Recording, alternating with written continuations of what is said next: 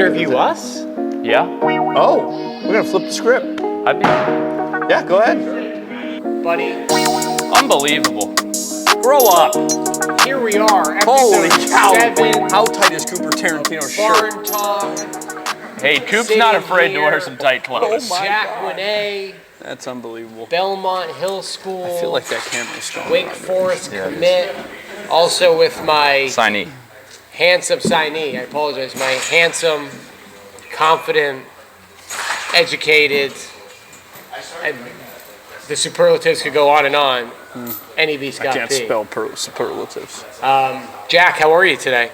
Man, if I was any better, I'd be you. Wow. Wow.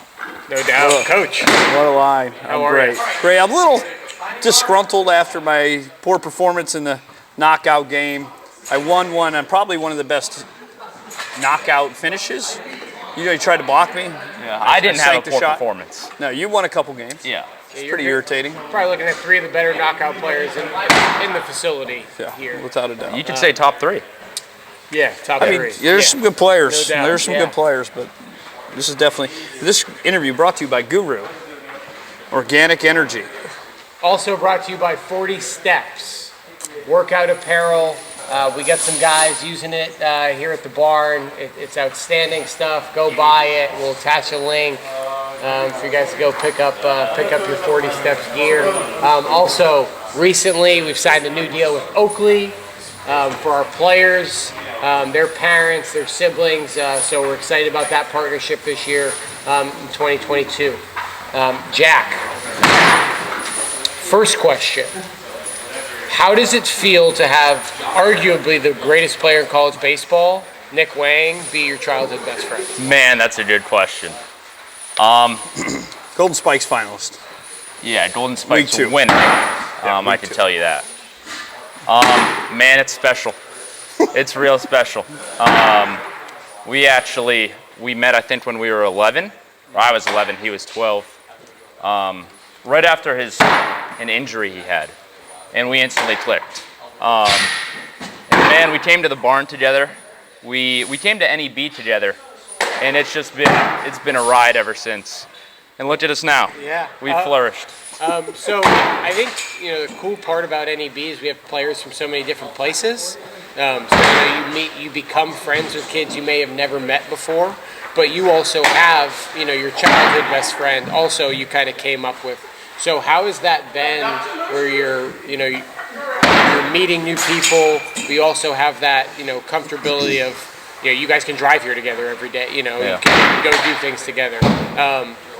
Was that a difficult process to kind of meet new people while having a new friend, or was it kind of explain that? Well, I think it was huge for me because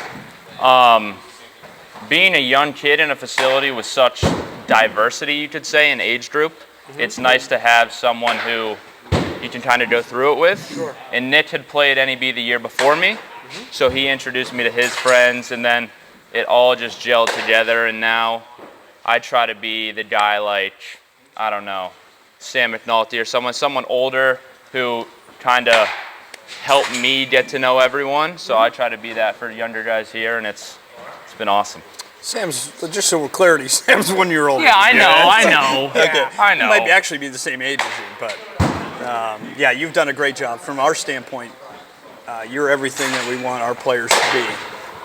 You're just as nice to the 10-year-old kid that comes through the door as the Major League Baseball player that comes in through the facility. That's a shout out to Sarah. Safety Sarah, Jack's mom, has done a fantastic job. Obviously, your father has tremendous calves. Sure Did does. an outstanding job as well. You missed that trait, Yes. which is fine. But for me, to watch you grow from when you're 12 years old, little husky, we could call you, Sure. to developing into who you are today has been pretty special, because I think you're a unique young man, not only on the baseball field, but to being a mentor in our facility has been outstanding. I know kids look up to you. You don't get it because you're still young, but every time you come in here and there's kids watching you hit, I mean, that's what it's all about for us. And you've embraced that role here at the facility, and I'm sure your parents, and just like us, we couldn't be more proud of the way that you've handled yourself. Thank you. Yeah. Go ahead, Coach. So obviously you've had some success in high school, success through your summers. Now, your senior year, obviously you have your spring season, your summer season, but, going to Wake Forest is in your near future. How have you, or has your training in the off season, whether it's in the weight room, in the cage, doing your defensive work, mental stuff, how has that stuff changed? Has it changed kind of the last 6 months, 8 months, knowing you have to be ready to play in the ACC next year? Yeah, well, it's changed a lot because I think this year it finally hit me that, like, when I see pro guys in here, that's more like the guy I'm going to face next year than, say, another high school senior. So I've tried to do what they do, what Cam Devaney and Grant Levine do.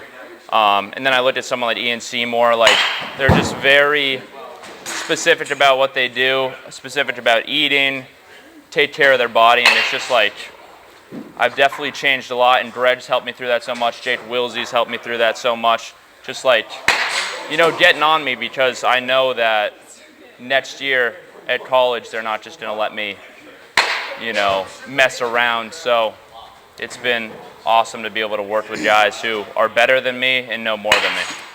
Now, obviously, you have a microphone here, so you don't have to yell. Yeah, good job. Oh, I'm sorry. Yeah, we have a full your screen. That's okay, though. You're enunciating well. Yeah, you're doing a great job. Thank you. Yeah. And so, to build on your point a little bit, have you found that you need to be, I think you've always been a pretty organized young man, for lack of a better word. Sure. Have you had to change your time management skills to be able to be more specific to what you're discussing about Ian Seymour and those guys? Have you changed, the way that you went about things? Are you more specific with your swings and how many swings you're taking and what you're trying to do in certain situations? Or do you find yourself just being, still taking a gazillion swings and asking for one more? Yeah. Well, I definitely tend to do the latter. Issues. Yeah, I have issues issues. as a hitter. Yeah, no doubt. Absolutely. Well, which is kind of what makes you who you are. But I think if you watch those guys train, for me specifically this year, to watch those guys train, it's pretty impressive on because they're so specific in their time management and what they're doing and allotting for the day. Yeah, you may think they're only here for an hour, but they're really here for 4.5 hours. Yeah. And they're getting so many different things done. So as a position player, it's a lot harder here in New England because we can't go out and take ground balls. You can't really go out and throw all that much. All you really kind of lean to is you can hit because you're inside in your batting cage. What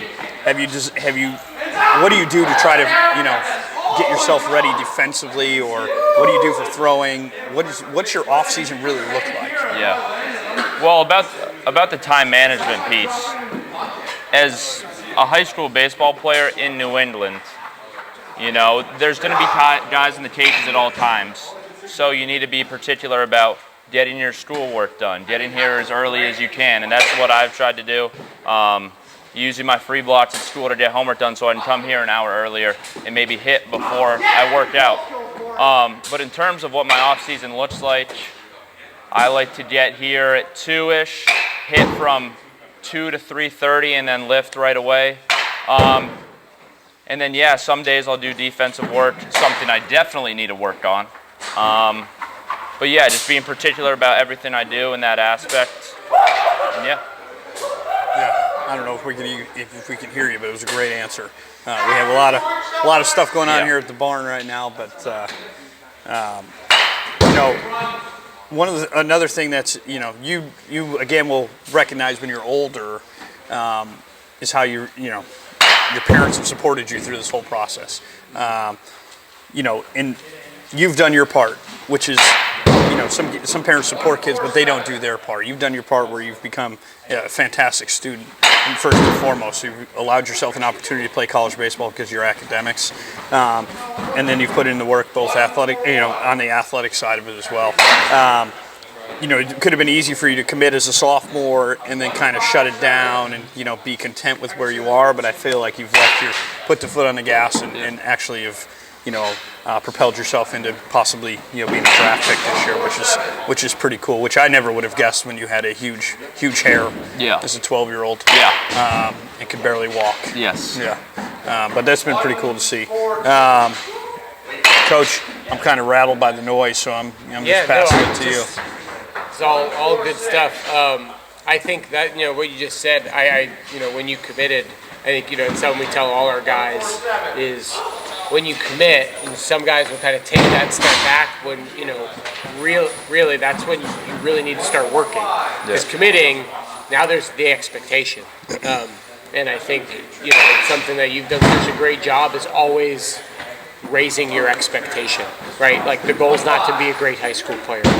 It's really not to be a great college player, right? It's to, for you, I think it's one day to be a tremendous pro. And I think everything you do every day, and obviously we see it, everybody sees it. That's what you work towards. And obviously it's not, you don't do that alone. I think that's a big thing.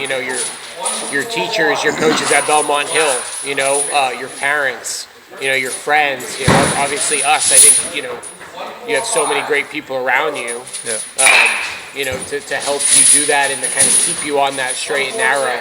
I think that's, for me, that's been, as kind of a younger coach, kind of growing up with you, that's been something really cool to see, from my perspective. So I just, a couple other questions to wrap up. What's one thing? Obviously, you're going to be playing at Clemson, Florida State, all these cool places. What's the one thing you're going to miss about high school baseball? Probably, I'm going to miss probably just having like all my boys at my games just like cheering me on. Just that small aspect of like prep school baseball. It's something really cool. All your teachers know how you did. All the faculty around the school, whether it's the lunch lady or it's the janitor in the athletic building, know how you did. So it's just this really tight-knit community, and that's probably going to change once you get to college baseball, but that's what I love about going to a prep school. Yeah. What's your favorite NEB moment? Oh, that's a really good question. Yeah. And then I'll even get on top of that. Who's your favorite NEB player or alumni? Current player or alumni that trains at the barn? So two things, right? That trains at the barn? Yep. That trains at the barn. You have those two. Favorite NEB moment and then your favorite person at the barn. Favorite Northeast baseball moment? Sure. There's so many. I'll go two that really stick out because they're tied.